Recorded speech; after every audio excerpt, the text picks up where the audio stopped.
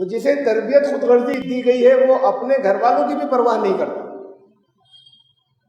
ایٹیچیوڈ یہی سکھایا جاتا ہے. یہ ماں باپ تمہاری اپنی سوچ ہے نا, تمہاری اپنے مقصد ہے نا, ان سے کیا مطلب, جو رکاوٹ کیوں بنتے ہیں, انہیں چھوڑو. دین نے بیلنس دیا ہے. ارذل العمر ہوتی, کہا کہ بڑھاپا آ گیا, سب سے سوچنے سمجھنے کی صلاحیتیں کم ہو جاتی.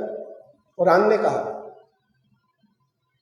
کہیں یہ نہیں کہا کہ, یہ بڑی عجیب بات لگے گی آپ کو, کسی حدیث میں نہیں, صحیح حدیث میں ایک استخراج کیا جاتا ہے ایک دو بالکل جھوٹی حدیثوں سے, کسی صحیح حدیث میں نہیں, قرآن میں کہیں نہیں کہ ہر حالت میں والدین کی اطاعت کرنی, جو وہ کہے مان لینا. پچھلے دور کے لوگ تھے, بعض فیصلے ان کے غلط ہو سکتے ہیں, نہیں جانتے آگے کیا کیا, جو نئی نسل جنہیں جانتی ہے, لیکن ان کی کسی بھی معاملے میں ذرا سی بھی بے ادبی نہیں ہو, گستاخی نہیں ہو. وہ برا مانے تو اف نہیں کہنا, اف نہیں نکلے منہ سے, جواب دینا, یہ سمجھنا, یہ طرز عمل بن جانا, یہ سوچ بن جانا کہ ہماری اپنی زندگی جیسے دل چاہیں گے جئیں گے, ان سے کیا مطلب. یہ پھر اور بڑے ہو جاتے ہیں تو پھر یہی ہوتا ہے, جو اچھے لوگ, دو اچھے کہلاتے ہیں, وہ چھوڑ دیتے ہیں ایک طرف کہ ان کو کیا ضرورت ہے, کھانے کی ضرورت ہے, ہمیں 2 وقت کی روٹی, بس ختم ہوئے, پڑے ہیں ایک طرف, کھانا دے رہے ہیں.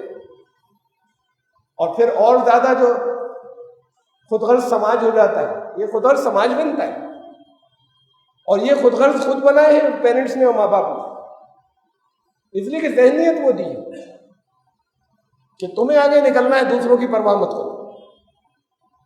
ان دوسروں میں پھر ان کے اپنے بھی آ جاتے ہیں, اور وہ ان کے اسے وہ پھر وہ بھگتتے ہیں آخر کی عمر میں.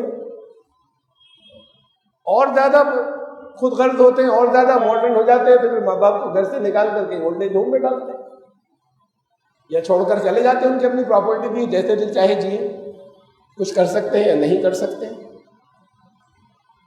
تمہیں یہاں تک وہی لائے تھے, ان کے اتنے احسانات ہیں کہ زندگی بھر نہیں اتار سکتے.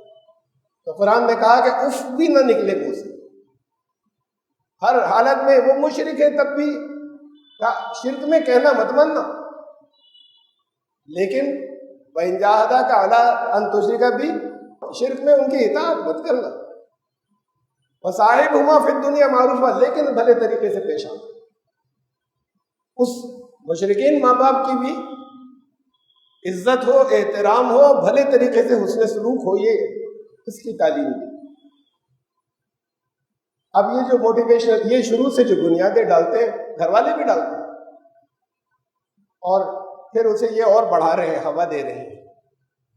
درمیان میں ایک فیز آیا تھا, بزنس, بڑے بزنس یہ سوچتے تھے, میں ملا ان انڈسٹریلسٹ سے, جو یہ کہتے تھے کہ ہم اکیلے بڑھ جائیں گے, یہ انڈسٹری بڑھنی چاہیے. دوسروں کو سکھاتے تھے, چھوٹی چھوٹی انڈسٹری, دوسروں کو ہیلپ کرتے تھے, اس لیے کہ یہ انڈسٹری بڑھ جائے.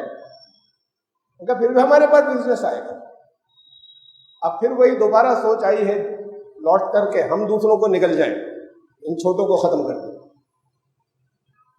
یہ قوموں کو ہلاک کرنے والی سوچ ہے. قوموں کی زندگی ذرا بڑی ہوتی ہے, محسوس نہیں ہوتا کہ تو بڑے اونچے جا رہے ہیں.